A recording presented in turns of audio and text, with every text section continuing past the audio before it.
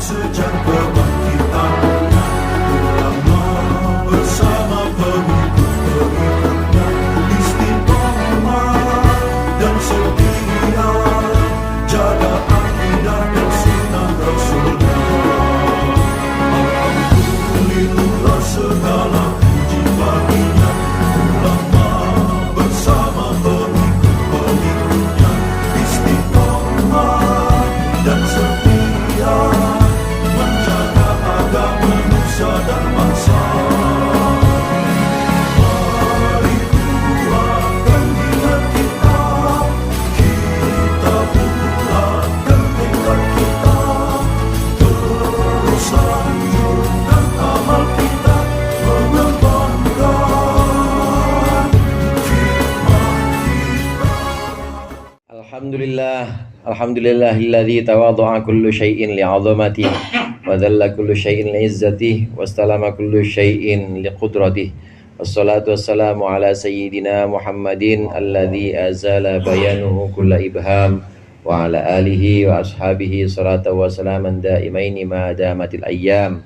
Amma ba'd, fa inna ahsanal hadithi kitabullah wa khairul hadi hadi Muhammadin sallallahu alaihi wasallam wa syarrul umuri muhdatsatuha wa kullu muhdatsatin bid'ah wa kullu bid'atin dhalalah.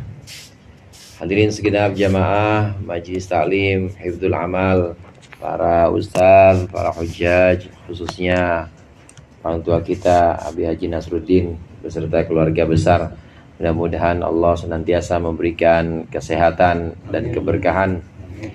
Hadirin sekalian yang berbahagia, alhamdulillah malam hari ini kita melanjutkan pengajian rutin kita, ngaji kitab tafsir dan kitab tarikh tasyri'. Mudah-mudahan apa yang akan kita baca menjadi ilmu yang bermanfaat di dunia wal akhirah. Amin ya rabbal alamin. Masih melanjutkan surat Al-Baqarah ayat 193 tentang peperangan. Etika peperangan dalam Islam itu kita tidak boleh memulai duluan. Harus dengan sebabnya mereka yang memulai peperangan. Kalau mereka memulai peperangan lebih dulu, maka lu jual, gua borong. Bukan cuma gua beli, gua borong lu jual. Habisin, jangan sisain. Gaskeun. Itu kalau mereka yang memulai. Tapi tidak boleh kita sebagai orang Islam memulai peperangan, apalagi di daerah-daerah atau di wilayah-wilayah yang memang sudah ada kesepakatan untuk hidup bersama, sudah ada kesepakatan untuk bertanggung jawab menjaga keutuhan seperti di NKRI ini. NKRI ini termasuk Darussalam atau termasuk daerah yang selamat, daerah yang aman, maka tidak boleh ada peperangan yang dimulai oleh orang-orang Islam. Karenanya dikutuk keras itu teroris atau aksi penyerangan, apalagi terhadap masjid, apalagi terhadap saudara sendiri, karena ini berarti tidak menetapi atau sudah menyalahi etika perang dalam agama Islam. Harus mereka yang mulai duluan, nggak boleh kita. Nah di sini ada ayat 193 yang akan kita baca ini, kemudian ditegaskan kembali kebolehan berperang yang disebabkan karena reaksi. Jadi bukan aksi, tapi ini adalah reaksi mereka. Qala Allah Ta'ala wa huwa asdaqul qailin wa qatiluhum bil ibtida'i minhum fil halli wal harami. Wa qatiluhum, dan perangilah mereka, perangilah orang-orang kafir bil ibtida'i minhum, sebab permulaan dari mereka, fil halli wal harami, dalam tanah halal maupun tanah haram. Yang dimaksud dengan tanah halal ini tanah yang selain tanah haram Makkah Madinah, dimanapun itu tempatnya, maka Allah mengizinkan kita memerangi orang-orang kafir sebab mereka duluan mulai nyerang kita. Kalau mereka duluan mulai nyerang kita, maka enggak itu di tanah haram, enggak di tanah halal seperti Indonesia ini. Kalau memang mulai diserang, maka kita wajib memerangi mereka. Qatiluhum. Hadirin jamaah rahimakumullah, selain syarat ini, selain syarat memerangi orang-orang kafir dengan syarat merupakan reaksi, bukan aksi kita duluan, bukan, tapi ini adalah reaksi dari kita terhadap aksi mereka yang memulai peperangan duluan. Ini memang ada batasan-batasan. Di antaranya yang pernah sempat kita singgung bahwa peperangan ini harus lillahi ta'ala, harus ikhlas, bukan karena selain Allah. Itu yang perlu benar-benar menjadi dasar. Oleh karenanya jihad yang paling awal itu jihad melawan nafsu. Karena nafsu itu pasti 3 dia langkah cara menggodanya. Kalau nafsu godain kita, yang pertama itu kita diajak, kita disuruh untuk menentang Allah. Paling ngaji bang, ngaji gitu-gitu aja. Ngaji paling temunya RT lagi, ada RT Dama, ada RT Oleh. Ketemunya itu aja. Ngapain ngaji? Besok masih tetap ngaji juga. Masih cara yang berikutnya masih ada. Kata hawa nafsu, udah nggak apa bang, jangan capek-capek. Badan kan butuh hak juga. Badan itu punya hak bang buat istirahat. Jangan gitu-gitu amat yang ngaji ya sebulan sekali aja, jangan tiap seminggu. Kata nafsu tuh baik, kayaknya baik dia nasihatin kita, nasihatin orang-orang yang istiqomah biar istirahat supaya jangan melakukan ketaatan. Artinya jangan melakukan ketaatan artinya nentang Allah. Jangan sholat bang, jangan keras-keras amat sama diri abang sendiri. Sholat gitu-gitu amat, istirahatlah gitu. Kita masih nggak mau juga, masih kekeh kita tetap ikutin perintah-perintah Allah, maka pakai cara yang ketiga nafsu biasanya. Ya udah bang, lanjutin terus. Yang namanya nafsu, iya ya, nanti emang cuma abang doang nih ngomong sendiri nih. Namanya diri ngomong sama diri. Nafsu itu artinya diri. Akunya kita ngomong sama aku kita masing-masing. Terus bang, ngaji, terus sholat. Emang di kampung Dukuh yang paling cakep sholatnya, paling cakep ngajinya cuma abang doang. Yang lainnya mah baru pada masuk Islam. Yang lain mah baru pada kenal huruf. Abang doang yang paling ini cakep dah di kampung Dukuh. Akhirnya ujub atau bangga dengan ibadah. Ini hawa nafsu. Demikian juga peperangan. Peperangan ini awalnya harus didasari dengan lillahi ta'ala. Nggak boleh kita berperang walaupun syaratnya sudah terpenuhi karena mereka memulai. Ini tidak boleh kita hanya didasari oleh nafsu saja, harus lillahi ta'ala.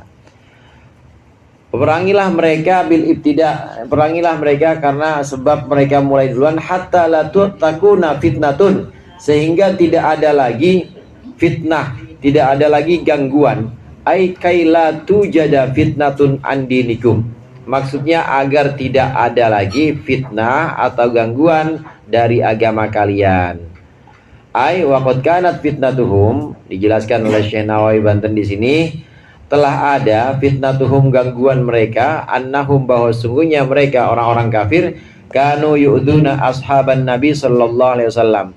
Orang-orang kafir menyakiti sahabat Nabi sallallahu alaihi wasallam di Makkah, hatta dhahabu ilal habasyati, sehingga mereka pergi ke Habasyah. Habasyah itu Ethiopia, Bang Anggi. Ethiopia itu Habasyah. Ya Habasyah Ethiopia itu.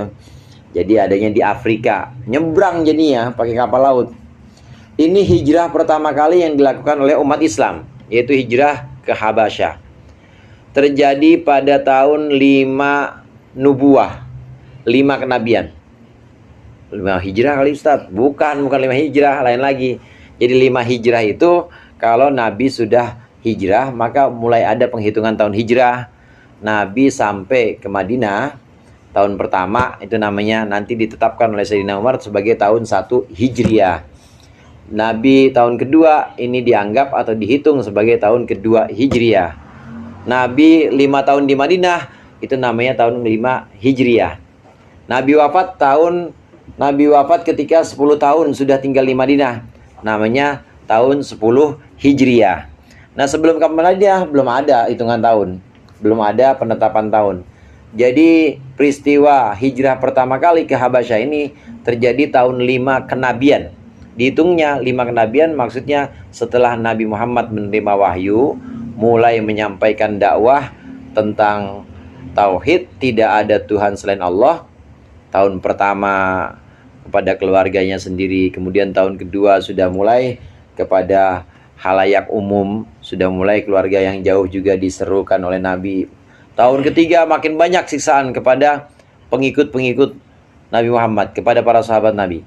Hingga akhirnya tahun kelima kenabian, Nabi Muhammad SAW ini menyuruh para sahabatnya untuk udah pindah-pindah, jangan di Mekah. Di Mekah ini sudah tidak kondusif, di Mekah ini sudah banyak gangguan-gangguan, fitnah. Di sini yang dimaksud adalah gangguan dari orang-orang kafir. Disiksa saudara. Ya, Bilal itu sahabat, Sayyidina Bilal, sahabat budak asalnya, ini oleh Sumayyah ini dijemur di lapangan tengah hari bolong. Jadi diikat tangannya, diikat kakinya, diikat, ditelentangin, ditibanin batu. Sayyidina Abu Bakar lewat di situ, lewat ngelihat. Kenapa itu di budakmu itu engkau siksa, kenapa? Lah urusan saya, budak-budak saya, kata tuannya nih. Karena memang budak itu seperti barang saudara, diapain aja terserah saya, ini punya saya, budak-budak saya, apa urusan kau Abu Bakar? Ya udah saya dibeli oleh Sayyidina Abu Bakar, kemudian dibebaskan, dimerdekakan oleh Sayyidina Abu Bakar. Yang Sayyidina Abu Bakar itu As-Siddiq, Sayyidina Abu Bakar As-Siddiq ini sahabat Nabi yang kaya raya dan banyak sekali perjuangannya untuk Islam, sampai-sampai Sayyidina Umar ini kalah kalau untuk urusan infak atau urusan pengorbanan pada Islam. Kalau Sayyidina Umar itu infak separuh hartanya, Sayyidina Abu Bakar semuanya hartanya itu buat Islam. Dan orang kaya, banyak budak-budak yang dibebaskan, lebih dari 40 budak yang dibebaskan oleh Sayyidina Abu Bakar, dimerdekakan karena disiksa oleh majikannya. Disiksa cuma gara-gara la ilaha illallah Muhammadur Rasulullah. Ini para sahabat Nabi disiksa, banyak yang disiksa, maka Nabi Muhammad kemudian menyarankan hijrah ke Habasyah pertama kali. Hadirin jamaah rahimakumullah, hijrah ini pernah dilakukan oleh Nabi Ibrahim, dan Nabi Ibrahim lah nabi yang pertama kali melakukan hijrah, yaitu dari sebuah negeri namanya negeri Tuba, bukan Toba, bukan Tuba, negeri Tuba. Ini negeri Tuba negerinya Raja Namrud. Ketika Nabi Ibrahim dakwah, tidak ada yang mengikuti kecuali istri dan ponakannya Nabi Ibrahim namanya Nabi Lut. 3 orang doang yang ikut itu, yang ikut agamanya Nabi Ibrahim. Akhirnya pindah, Allah perintahkan pindah Ibrahim, udah jangan di situ, udah nggak bisa diapa-apain itu mah. Udah pindah aja. Nabi Ibrahim pindah dari Tuba itu, kemudian pindah ke Yerusalem, ke yang kita kenal Syam, dulu sebutannya Syam. Nah, di dalam sejarah Islam ini yang pertama kali hijrah karena Allah, yang pertama kali hijrah karena memperjuangkan akidahnya dari kaum muslimin, ini adalah orang-orang yang ada di tahun kelima kenabian ini. Ada 12 orang, 8 laki-laki, 4 perempuan. Di antara 12 orang itu Sayyidina Utsman. Ini yang pertama kali dengan Ruqayyah, putri Rasulullah SAW. Berangkat bulan Rajab, kemudian bulan Ramadan di sana. Nah, pada kisaran waktu bulan Rajab, bulan Sya'ban, bulan Ramadan, ini ada kabar bahwa orang-orang kafir itu sujud ketika mendengarkan Al-Quran, surat An-Najm, fasjudu lillahi wa'budu. Di akhir surat An-Najm itu abang ayat-ayat sajdah itu. Nah, saking terpesonanya dengan bacaan Al-Quran oleh Nabi Muhammad, ini seolah-olah mereka ini terkesima dengan ayat ini, ikut sujud. Jadi bahan olok-olokan itu saudara, diketawain sama yang nggak ini, sama yang nggak menyaksikan bacaan Nabi Muhammad, diketawain. Nah, ente gitu aja pakai sujud, malu-maluin aja. Padahal kalau dia dengar juga pasti sujud juga itu. Ini sampai ke telinga orang-orang Islam yang ada di Habasyah. Nah, di bulan Ramadan itu mereka menyatakan, mereka menganggap bahwa aman nih kayaknya. Udah banyak orang Islam nih, orang-orang kafir udah pada masuk Islam, udah sujud ketika bacaan Al-Quran dilantunkan oleh Rasulullah. Udah kita pulang. Pulang akhirnya bulan Syawal kembali ke Mekah. Ternyata mereka salah dugaan itu. Jadi bukan sujud karena masuk Islam, bukan, tapi karena terpesona.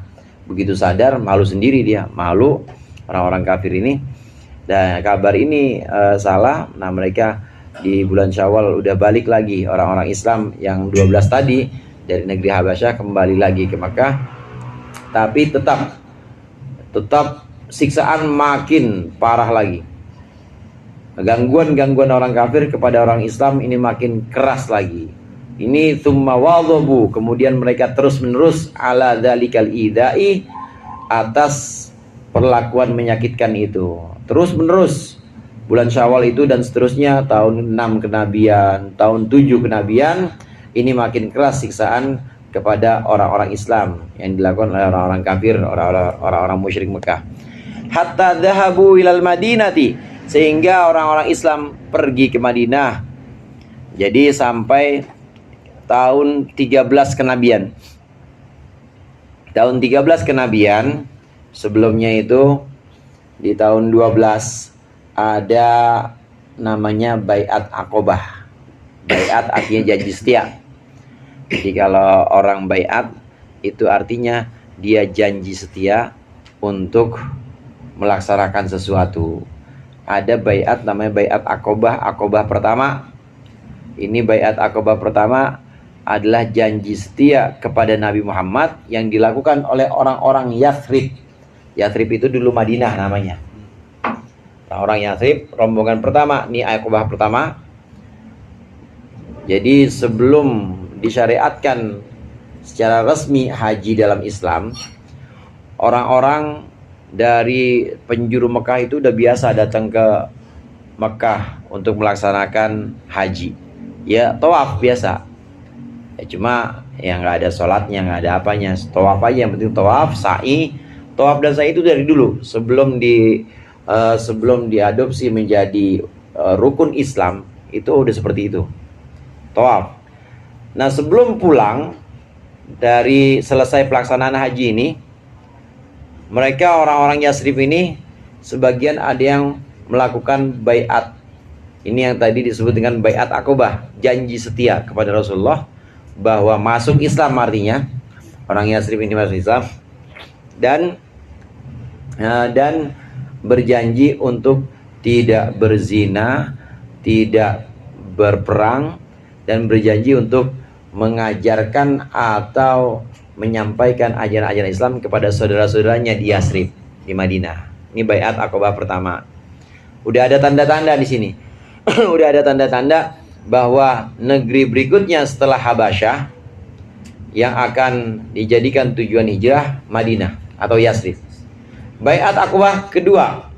Baiat Aqobah kedua ini juga orang-orang Yathrib seusai menunaikan haji, mau pulang lagi ke Yathrib, tapi pengen ketemu lagi dengan Nabi Muhammad, menyatakan masuk Islam, syahadat, kemudian menyatakan setia dan balik, bahkan mengundang Nabi Muhammad daripada di sini di Mekah sama orang-orang musyrik diganggu terus, disakiti terus pengikutmu, ayo kami undang ke negeri kami, ke Yathrib.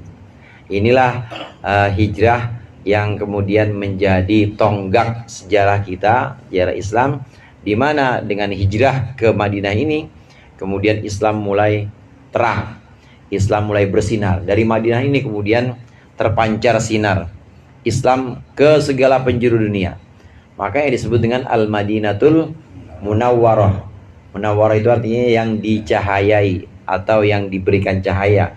Karena diberikan cahaya oleh Allah, maka cahayanya terang, tersebar ke penjuru dunia. Dari Madinah ini agama Islam kemudian menyebar kemana-mana, sampai ke Kampung Duku, sampai ke Ceger, sampai kemana-mana, mulai dari Madinah. Andai saudara, waktu itu di Mekah aja nggak mungkin berkembang. Ini hijrah. perangilah mereka dengan syarat-syarat dan ketentuan yang disebutkan, hingga tidak ada gangguan dari mereka, hingga tidak ada siksaan dari mereka, meskipun engkau harus berhijrah. Meskipun kalian harus berhijrah. Emang kenapa sih orang-orang kafir itu mengganggu? Wa kana gharaduhum min ithari tilkal fitnati. Dan tujuan orang-orang kafir dari membekaskan gangguan itu atau melakukan gangguan itu, tujuannya ayat ruku, agar orang-orang meninggalkan, orang Islam meninggalkan dinahum, agama mereka. Wa yarji'u, dan orang Islam kembali kufaran, menjadi orang-orang kafir. Fanzalallahu ta'ala hadhil ayatah, maka Allah menurunkan ayat ini, ayat 193 ini. Kenapa sih orang-orang kafir itu menyiksa? Bukan karena dendam pribadi, bukan karena satu kehilangan, bukan, tapi karena ingin orang-orang Islam itu balik ke agama mereka, agama orang-orang kafir. Ini tujuannya, supaya jerak, kapok, nggak ikut Nabi Muhammad lagi, maka disiksa. Nah, siksaan inilah yang disebut dengan fitnah. Gangguan inilah yang disebutkan dengan fitnah. Ini syaratnya. Kalau ada fitnah seperti itu, diganggu, difitnah, diberikan siksaan-siksaan, namanya ada fitnah, maka udah terpenuhi syarat perang. Boleh kalau udah diganggu seperti itu. Ini syarat perang. Jadi harus ada sebab-sebabnya. Wal makna qatiluhum hatta ta'lu alaihim fala yaftinukum an dinikum. Maksud ayat ini, perangilah kalian hingga tidak ada fitnah atau tidak ada gangguan. Maksudnya perangilah orang-orang kafir itu hingga kalian unggul atas mereka. Fala yaftinukum, maka orang-orang kafir tidak mengganggu kalian andinikum, sebab agama kalian. Fala taqa'u fi syirki, maka mereka tidak akan jatuh, kalian tidak akan jatuh dalam kemusyrikan. Pada penjelasan sebelumnya, fitnah yang dimaksud di sini oleh Syekh Nawawi Banten ditafsirkan sebagai kemusyrikan. Wal fitnatu asyaddu minal qatl. Fitnah itu lebih kejam atau lebih keji daripada pembunuhan.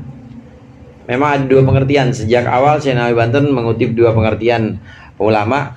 Fitnah yang dimaksud di sini adalah gangguan, betul seperti tadi, gangguan namanya difitnah, ya, atau disiksa, itu semua segala macam gangguan. Termasuk dalam istilah kita fitnah, ya, orang makan risol cuma 3 dibilang 7, fitnah lu bang, fitnah. Itu termasuk juga fitnah. Jadi padahal 9 bukan 7. Termasuk itu fitnah. Gangguan yang sifatnya lisan maupun gangguan yang sifatnya fisik seperti siksaan-siksaan namanya fitnah. Pengertian fitnah di sini adalah gangguan. Fitnah itu lebih kejam daripada pembunuhan. Kenapa tidak? Bagaimana tidak? Karena kalau pembunuhan selesai udah, mati-mati aja udah begitu. Tapi kalau fitnah berulang-ulang, ini akan membekas dalam diri orang yang disiksa atau orang yang diganggu itu, dan gak hilang-hilang. Ini bisa menimbulkan trauma. Tahu trauma, Ustaz Rosid? Iya, trauma. Ya, anak muda kalau diputusin sama cewek nggak pacaran lagi, kenapa? Trauma gua. Itu nggak mau lagi. Kenapa bang? Ini cerai rumah tangga, kenapa nggak mau nikah lagi neng? Trauma saya. Itu namanya trauma. Begitu juga trauma terhadap penyiksaan ini juga sifatnya berkepanjangan. Oleh karenanya fitnah lebih keji dibanding dibunuh. Dibunuh udah sekalian aja, udah selesai dah. Kalau fitnah berkepanjangan. Ini pengertian fitnah pertama. Kemudian fitnah kedua, sebagaimana yang dikutip lagi oleh Syekh Nawawi, kalian jangan sampai kembali musyrik, menyekutukan Allah, jangan sampai syirik. Nah, fitnah ini adalah fitnah yang pengertiannya kemusyrikan. Karena kemusyrikan itu adalah kekejian yang sesungguhnya. Orang musyrik itu, orang yang menyekutukan Allah, itu adalah orang yang menyiksa dirinya sendiri atau menganiaya diri sendiri. Dia menganiaya akal sehatnya. Yang pertama, awalnya akal sehatnya dianiaya. Akal sehatnya, sebenarnya akal itu, hadirin, akal pasti akan mengikuti ajaran Islam pasti. Tauhid, bahwa Tuhan pasti satu. Secara logika itu yang namanya Tuhan itu pasti satu, nggak mungkin lebih dari satu. Kalau lebih dari satu berarti dua misalnya dua, berarti dua Tuhan ini saling kerjasama. Yang namanya kerjasama itu berarti dua-duanya lemah. Gotongan bang, gotongan ngangkat ini, ngangkat lengkar, apa sendiri nggak kuat. Nah, berdua lemah berarti. Begitu juga Tuhan, kalau ada dua atau lebih itu berarti dua semuanya lemah. Kenapa lemah? Ya orang ngurusin makhluk aja rame-rame. Namanya bukan Tuhan kalau gitu. Namanya pengurus ya. Namanya panitia. Kalau ngurusinnya rame-rame. Maka akal sehat pasti meyakini bahwa Tuhan itu wajib satu. Ini yang diajak oleh Islam, yang didakwahkan oleh Islam. Ini sesuai dengan fitrah atau sesuai dengan akal kita. Nah, orang-orang musyrik, orang-orang yang menyekutukan Allah, menyembah berhala, kemudian menyembah patung-patung yang ada di Ka'bah, ini menganiaya diri mereka dengan cara melumpuhkan akal sehat. Akal sehat kalau udah lumpuh, nanti yang lainnya jadi remeng-remeng atau bahkan jadi gelap semuanya. Nggak bisa bedain mana yang sementara, mana yang abadi. Nggak bisa bedain mana yang baik, mana yang buruk. Hingga nggak bisa bedain mana yang seharusnya dunia, mana yang akhirat. Itu jadi tumpul atau jadi bahkan akalnya itu nggak berfungsi. Wa yakunad dinu, perangilah mereka hingga tidak ada gangguan. Wa yakunad dinu, dan hingga agama menjadi wa kay yujadul Islam wa kay yujadal Islamu wal ibadatu, supaya ada Islam dan ibadah itu lillahi, hanya untuk Allah, wahdahu, Allah saja sendiri. La ya'buduna fil harami siwahu, mereka tidak menyembah di tanah haram siwahu, kecuali Allah. Jadi tujuan dari peperangan ini pertama menghilangkan fitnah, baik fitnah yang artinya siksaan maupun fitnah yang artinya kemusyrikan, menyekutukan Allah.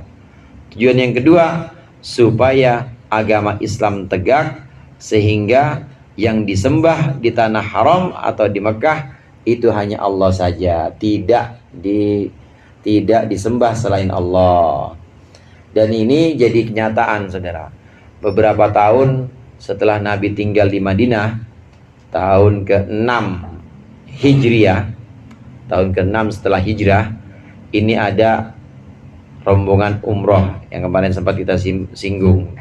Tapi kemudian harus pulang lagi tahun berikutnya, tahun ke-7 Hijriah. Kemudian ada Fathu Makkah atau penaklukan Mekah, dibersihin itu semua berhala-berhala. 360 patung. 360 patung ada di Ka'bah. Itu semuanya dibersihkan oleh Rasulullah, dikeluarkan, dibersihkan. Mekah ditaklukkan. Banyak orang-orang masuk Islam pada waktu itu. Idza jaa nasrullahi wal fath, ketika pertolongan Allah datang dan ketika fath atau penaklukan atau kemenangan datang. Idza jaa nasrullahi wal fath wa ra'aitan nasa, engkau melihat manusia yadkhuluna fi dinillahi afwaja, engkau melihat orang-orang masuk ke agama Islam afwajan, berbondong-bondong, masuk berbondong-bondong dengan motifnya masing-masing tentunya. Ada yang motifnya memang karena pengen masuk Islam karena Allah, ada juga yang karena takut ngelihat 10.000 orang Islam. Padahal emang Rasulullah janjikan tidak akan ada yang disiksa, tidak akan ada yang diserang, asal masuk Masjidil Haram, masuk rumah masing-masing, masuk rumah Abu Sufyan, tenang, tidak akan kami ganggu dan tidak akan ada pertumpahan darah. Praktis tidak ada pertumpahan darah itu. Kalau kita gimana 10 ribu tuh, 10 ribu kumpul di depan Gansi, kira-kira chaos nggak tuh? Gulung. Nah, tapi saat itu Rasulullah dengan wibawanya, dengan karismanya, ini bisa membawa pasukan Islam dengan damai menaklukkan kota Mekah tanpa pertumpahan darah. Perangilah mereka hingga agama hanya milik Allah saja. Maksudnya tidak ada penyembahan lain di tanah haram. Memang nggak boleh ada. Tidak boleh ada penyembahan lain selain Allah saja di Ka'bah itu. Fa inil tahau, maka jika mereka berhenti an qitalikum fil harami, berhenti dari memerangi kalian di tanah haram, fala udwana, maka tidak boleh ada permusuhan. Maksudnya ai fala sabila lakum, tidak ada alasan untuk kalian bil qatli, untuk membunuh, illa alal dzalimin, kecuali atas orang-orang yang zalim, orang-orang yang berbuat aniaya. Ayil mubtadiina bil qatli, maksudnya orang-orang yang memulai peperangan. Pokoknya abisin, pokoknya gulung.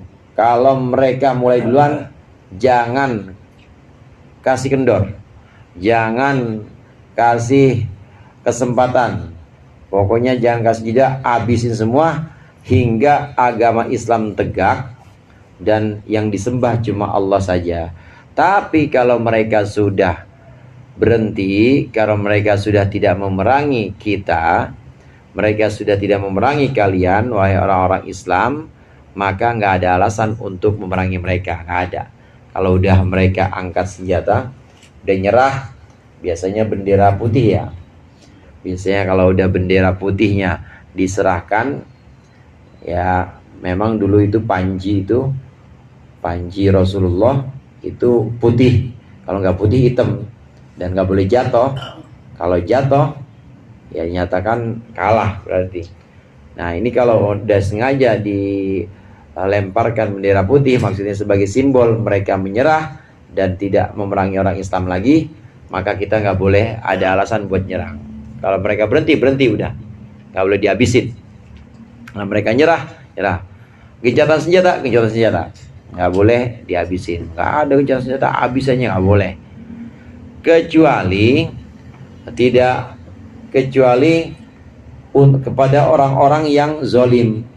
Siapa orang yang zolim di sini ditafsirkan oleh Syekh Nawawi? Ya orang yang zolim di sini orang yang memulai perang. Artinya dia masih udah kondusif situasinya, udah tidak ada peperangan, sudah mulai damai, tapi ada lagi yang mulai perang, maka itu boleh diperangin lagi. Itu. Hadirin jamaah rahimakumullah, ini yang mulai memerangi lagi, ini bisa dari kita, bisa dari orang Islam. Bisa dari kita, bisa dari orang kafir. Contohnya begini.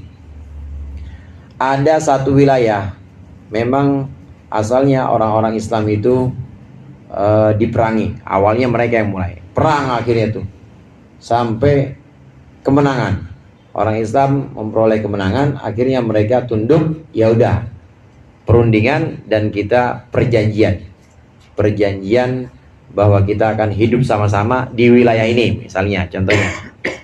Dah, akhirnya tidak ada alasan, kalau sudah seperti ini tidak ada alasan untuk berperang lagi, karena sudah mengikat perjanjian untuk damai. Kecuali kalau ada yang zalim. Nah yang zalim ini bisa orang kafirnya mulai lagi. Orang udah perundingan, udah perjanjian damai, tapi ada yang mulai lagi. Satu, bisa orang kafir lagi yang mulai lagi. Ada oknum yang memulai untuk menyalakan api perang lagi. Maka itu namanya zalimin, boleh diperangin. Satu. Kemungkinan yang kedua, bisa dari orang Islam. Kan ada juga orang Islam yang begitu, nggak setuju dengan perjanjian. Apaan perjanjian, persetujuan, nggak, perang lagi karena yang begitu. Zolim juga berarti dia, perangi aja dia yang begitu. Bahkan peranginya bukan cuma oleh orang Islam, tapi bareng-bareng. Atas nama perjanjian, atas nama kesepakatan, maka dia boleh diperangi nih, orang yang mengacaukan perjanjian ini. Seperti yang terjadi pada negeri kita.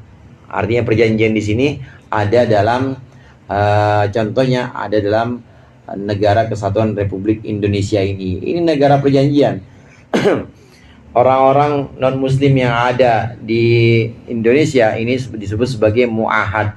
Mu'ahad itu artinya yang diajak untuk melakukan perjanjian hidup sama-sama di sini. Meskipun non-muslim, latar belakang agamanya beda, bahkan sukunya juga beda. Beda bapak, beda ibu, bahkan karuan itu mah udah beda semuanya latar belakangnya, tapi mengikat janji untuk hidup bersama, sepakat di bawah NKRI, di bawah negara yang harus kita bela sama-sama kalau ada musuh, namanya sudah ada perjanjian. Nah, kalau ada yang kemudian merusak perjanjian ini, maka dia harus diperangi, baik itu orang muslim maupun orang non-muslim. Ini sebutannya untuk orang yang seperti ini namanya bugot. Bugot itu pemberontak. Kadang-kadang disebut sebagai bigot. Aslinya sih bugot. Bugot itu pemberontak. Bagin zamannya bugot. Nah, pemberontak ini boleh diperangi. Bahkan diperanginya bukan hanya orang Islam saja, tapi sama-sama warga negara. Karena memerangi pemberontak. Seperti kelompok bersenjata, apa namanya itu? KKB ya? OKB ya? KKB kelompok yang ada di mana, di Papua. KKB kelompok ke K-nya apa lagi? Bersenjata, pokoknya dia bersenjata. Kalau peristiwa Tanjung Priok dulu, zaman dulu. Kenapa? Juga kayak gitu. Itu kan melawan Pancasila, kan mau ganti Pancasila jadi syariah ya. Yang ngambil Biki zaman dulu. Ya, itu penyulutnya memang ya, penyulutnya oknum juga itu sebenarnya. Oleh karenanya ulama-ulama yang sebenarnya sudah sepakat untuk menjaga ini NKRI nggak terlalu respect dengan yang seperti itu, nggak terlalu nggak terlalu struck dengan yang seperti itu, karena memang kita sudah sepakat untuk berasas Pancasila, kemudian Bhinneka Tunggal Ika, kemudian NKRI, dan satu lagi Undang-Undang Dasar 45.